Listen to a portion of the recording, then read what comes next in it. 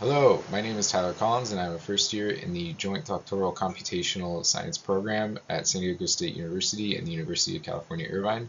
My advisor is Dr. Sarah Debe in the Mechanical Engineering Department of San Diego State.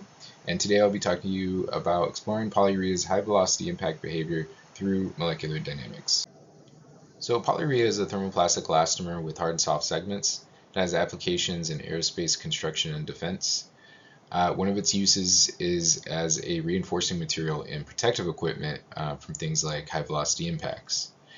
Now, for the structure, after polymerization, these hard segments and soft segments in bulk start to microsegregate, and we're left with these semicrystalline hard segments and these flexible soft areas.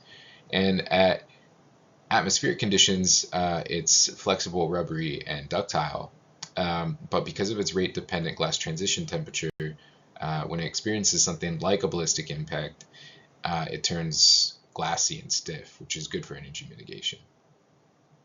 So to better understand the behavior of polyurea when exposed to a high-velocity impact, we wanted to simulate that, and to do that we emulated a flyer plate striking a target at 1,000 meters per second. We did this using lamps, an all-atom model composed of about 580,000 atoms of carbon, nitrogen, oxygen, and hydrogen.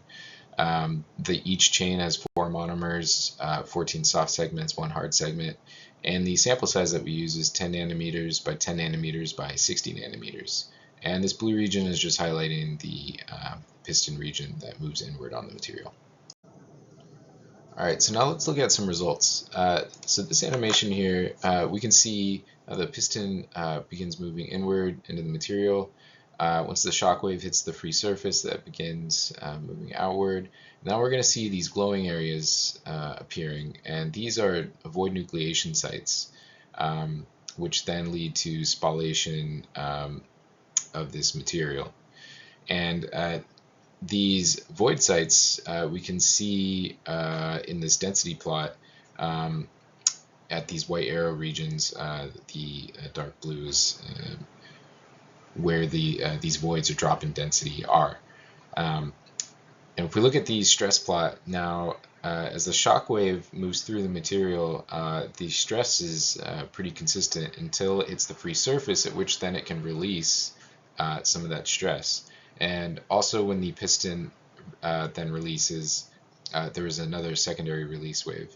And when these two release waves overlap, those then generate a large amount of tensile forces, which then leads to these voids appearing. So here we have a temperature plot showing how some of the energy is mitigated through heat. Now we can see this red region here is an increase in temperature around the piston. Also through the bulk of the material we see a rise in temperature. And now if we look at the velocity, we can see that as the shock wave progresses, the